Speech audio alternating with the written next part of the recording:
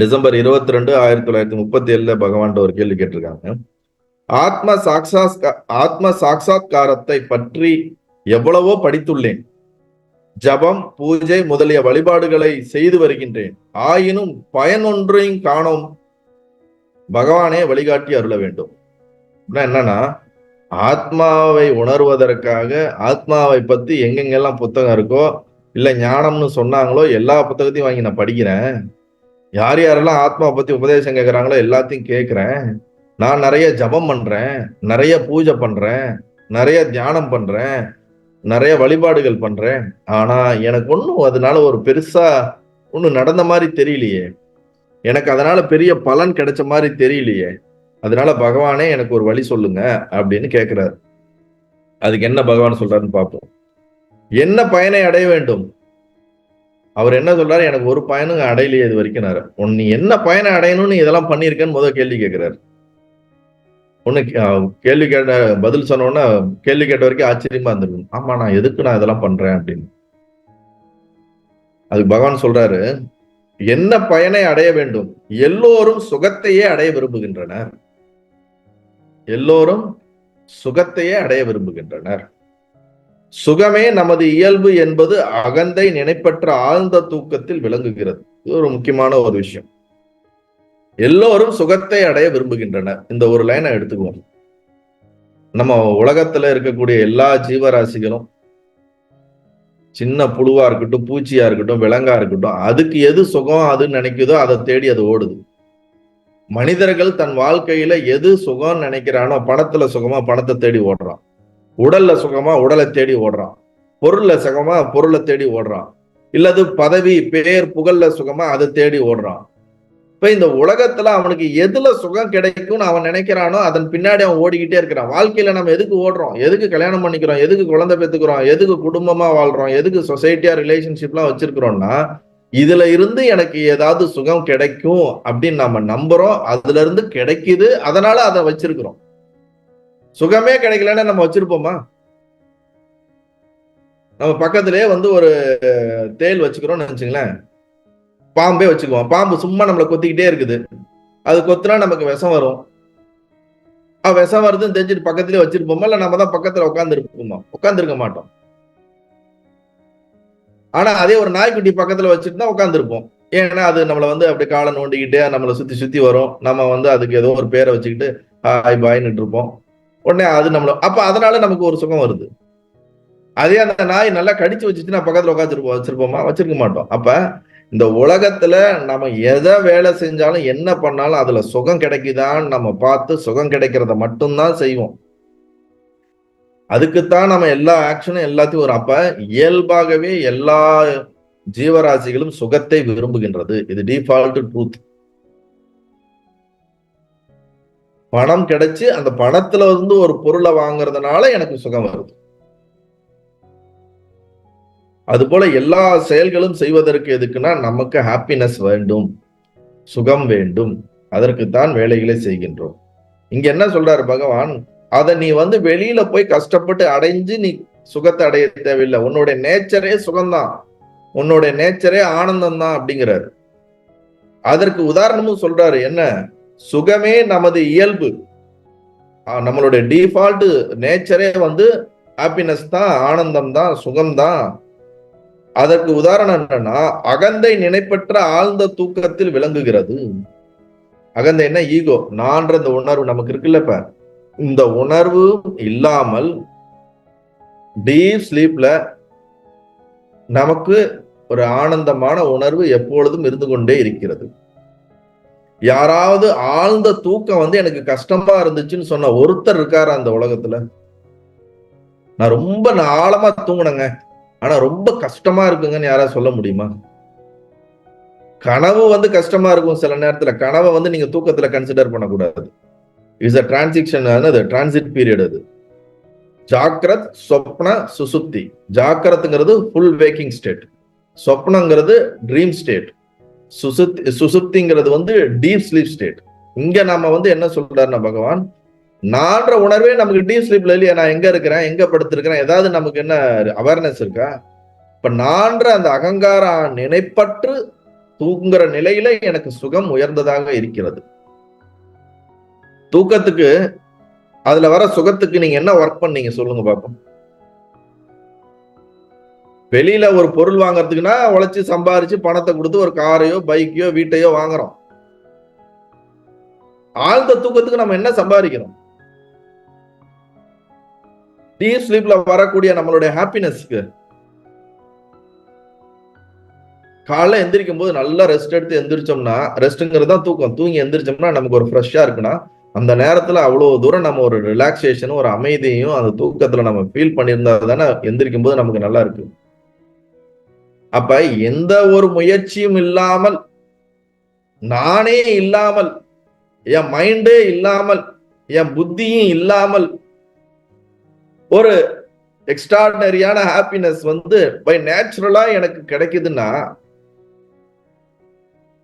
அது எவ்வளவு பெரிய விஷயம்.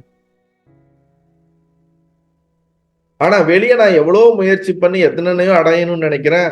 தூக்கத்துல வர ஹாப்பினஸ் வெளியே கிடைக்க மாட்டேங்குது.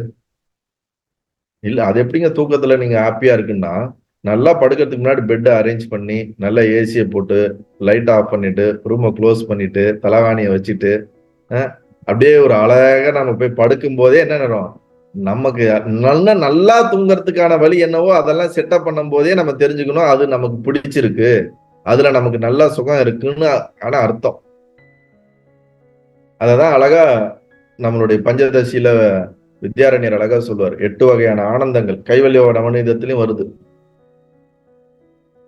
பிரம்மானந்தம், விஷயானந்தம், முக்கிய ஆனந்தம், அத்வித ஆனந்தம், மகா வாக்கியானந்தம், வாக்கியானந்தம், அப்புறம் ஆத்மானந்தம். இது போல ஒரு 8 வகையான ஆனந்தத்தை பிரிச்சு சொல்லுவாங்க. நம்ம எக்ஸ்பீரியன்ஸ் பண்ணக்கூடிய ஹாப்பினஸ ஒரு 8 கேட்டகரியில பிரிச்சிருவாங்க. ஆழ்ந்த தூக்கத்துல நாம எக்ஸ்பீரியன்ஸ் பண்ணக்கூடிய அந்த ஒரு ஹாப்பினஸ் சுகத்துக்கு பேர் பிரம்மானந்தம்னு பேர், பிரம்ம சுகம்.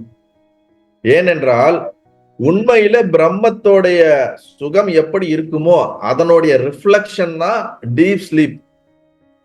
Reflection, not exact. அதை சார்ந்து இருக்கக்கூடிய அதிகப்படியான ஒரு சுகம் எதுனா அது வந்து டீப் ஸ்லீப். ஏன்னா டீப் ஸ்லீப்ல நம்மளை பத்தி நம்ம தெரியாம ஒரு அறியாம இருக்கு, இக்னரன்ஸ் இருக்கறனால அங்க நம்ம அனுபவிக்கிறது வந்து பிரம்மத்திற்கு இணையான ஒரு சுகம். அததான் இங்க சொல்றாரு, அகந்தை நினைப்பற்ற ஆழ்ந்த தூக்கத்தில் விளங்குகிறது. ரெண்டாவது, நம்ம வெளியில இருக்கக்கூடிய பொருளை ஒண்ணு ஆசைப்பட்டு வெளியில நம்ம விரும்பிய ஆசைகளை நிறைவேற்றும் பொழுது நமக்கு வரக்கூடிய சுகத்திற்கு பேரு விஷயானந்தம்னு பேரு. அதாவது வெளி விஷயங்களிலிருந்து பெறப்படக்கூடிய சுகம். அவுட்டர் வேர்ல்ட்ல இருந்து கிடைக்கக்கூடிய எல்லா மெட்டீரியல் பர்சன்ஸ்ல இருந்து என்னென்னலாம் சுகம் அனுபவிக்கிறோமோ அதெல்லாம் விஷயானந்தம்னு பேரு. அது போல வாசனானந்தம்னு ஒண்ணு இருக்குது. யோகத்தின் மூலியமாக சாதனைகளை செய்து சமாதி இது போன்ற நம்ம உடல் கடந்த இந்த உணர்வுகளை அனுபவிக்கக்கூடிய ஆனந்தத்துக்கு முக்கிய ஆனந்தம்னு சொல்லுவாங்க. அகம் பிரம்மாஸ்மின்ற மகா வாக்கியத்தை நமக்குள் உணரும் பொழுது வரக்கூடிய ஆனந்தம் வாக்கிய ஆனந்தம்.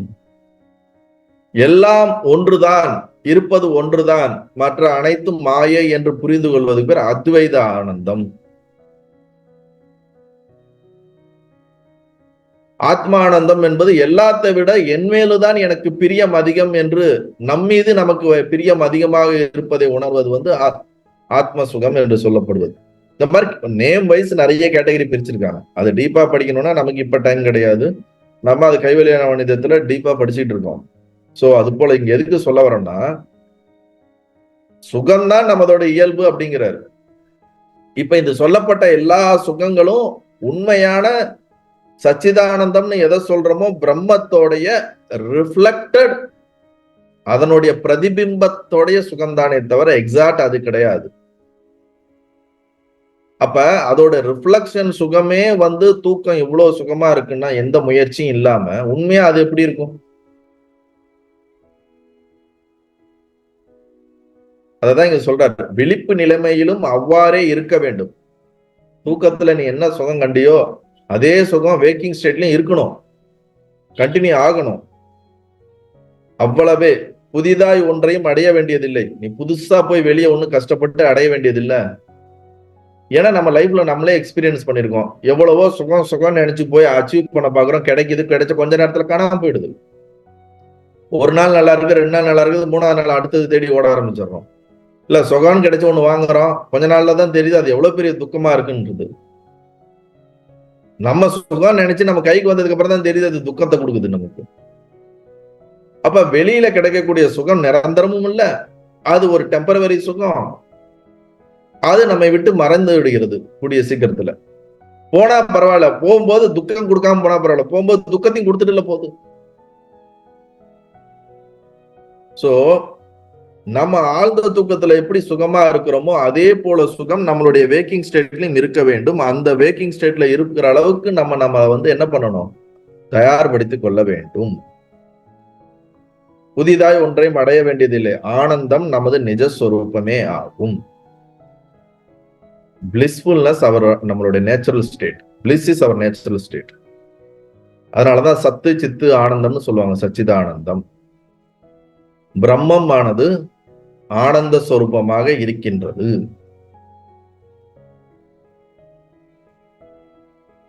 நல்லது, அடுத்த கேள்விக்கு போயிடலாம். அடுத்த கேள்வி கேட்கிறார், நம்மளை போல ஒரு ஆள் தான் போல இருக்கு. எளிதாக கூறிவிட்டீர்கள், ரொம்ப ஈஸியா சொல்லிட்டீங்க சுவாமி நீங்க. பகவான தன்னைத்தான் விசாரித்து உணர்தல் மிகவும் கடினமாக தோன்றுகிறது. நீங்க ரொம்ப ஈஸியா சொல்லிட்டீங்க ஆனந்தம் யான்னு. ஆனா நம்மள நாமளே விசாரிச்சு உள்ள கண்டுபிடிக்கிறது ரொம்ப கஷ்டம் போல இருக்கும் போல இருக்கே அப்படிங்கிறாரு. அதுக்கு பகவான் சொல்றாரு, யாவரையும் வழி நடத்தி செல்லும் அருள் ஒன்று உள்ளது, அதனையே ஆச்சிரத்து அது காட்டும் வழியே சென்றால் அகந்தையற்ற தன் யதார்த்த நிலையை சாரலாம். அதாவது யாவரையும் எல்லாத்தையும் வழி நடத்திட்டு போகக்கூடிய ஒரு அருள், ஒரு பவர், ஒரு சக்தி, ஒரு டிவைன் ஒண்ணு இருக்குதுப்பா. எல்லாத்தையும் நடத்துற ஒரு சக்தி ஒண்ணு இருக்குது. அதையே சார்ந்து அதனோடு நீ பயணித்தாய் என்றால், அது காட்டும் வழியிலேயே சென்றால், அது சொல்ற வழியில நீ போனேன்னா அகந்தையற்ற ஈகோலெஸ் ஜீவாத்மாங்கிற அந்த புத்தியை விட்டுட்டு யதார்த்த நிலையான உன்னுடைய பிரம்ம நிலையை, ஆத்ம நிலையை நீ உணரலாம் அப்படின்னு இங்க பகவான் சொல்றாரு. அப்ப நம்ம என்ன பண்ணணும்னா, இந்த விஷயத்தெல்லாம் கேட்டு நமக்கு ஒரு ஹோப்லெஸ் போயிடும் சில பேருக்கு. ஐயோ ரொம்ப பெரிய விஷயமா இருக்கு, ரொம்ப கஷ்டப்படணும் போல இருக்கு, இவர் சொல்றதே இவ்வளவு காம்ப்ளிகேட்டடா சொல்றாரு, இது நமக்கு ஒன்னும் புரிய மாட்டேங்குது, இப்ப இதெல்லாம் அடையிறது நமக்கு சாத்தியம் இல்ல அப்படின்னு நமக்கு பல நேரத்துல பல பேருக்கு தோணலாம். அப்ப அது அப்படிப்பட்டவர்களுக்கு தான் பதில் சொல்றாரு. நம்ம கடைசியா என்ன பண்ணிடணும், சரி எல்லாத்தையும் நடத்துற கடவுள் ஒருத்தன் இருக்கிறான், பகவான் இருக்கான், அவன் எது எனக்கு சரியோ அதை பண்ணுவான், அதனாலதான் இப்ப உட்காந்து இதை கேட்கவும் வைக்கிறான், அதனால அவன்கிட்டயே விட்டுருவோம், அவனே நமக்கு புத்தியை கொடுக்கட்டும், அவனே நமக்கு சக்தியை கொடுக்கட்டும், அவனே நம்மளை வழிகாட்டி நல்லதுக்கு எடுத்துட்டு போட்டுன்னு அவன் மேல சரணாகதி அடைஞ்சு நம்ம கொஞ்சம் நம்மளால போட வேண்டிய முயற்சியை போடணும். நான் அவர்கிட்ட விட்டுட்டேன்னு சரணாகதி அடைஞ்சு நம்ம உட்காந்து டிவி பார்க்கறது கிடையாது. சரணாகதி அடைஞ்சு நம்ம ஏதாவது ஒரு முயற்சி பண்ணணும். முயற்சி பண்ணிக்கிட்டே சரணாகதி, அவருக்கு ரிசல்ட், கர்மத்தை நான் செய்யறேன், பலனை அவர்கிட்ட விட்டுறேன், கர்மத்தை நான் செய்யறேன், பலனை அவர்கிட்ட விட்டுறேன்னு, அப்படிதான் பலனை அவர்கிட்ட விட்டுறணும். கர்மத்தையும் விட்டுட்டேன், அவரே எனக்கோசரம் அவரே தவம் பண்ணிக்கிட்டோம், அவரே எனக்கோசரம் விசாரம் பண்ணட்டும் அப்படின்னா அவரும் ஞானம் அடைஞ்சிட்டு போயிடுவாரு. நம்ம அப்படியே தான் இருப்போம். அவர் தான் ஆல்ரெடி அடைஞ்சிட்டாரு, பகவானுக்கு திருப்பி அடையறதுக்கு ஒண்ணும் இல்லையே. நல்லது.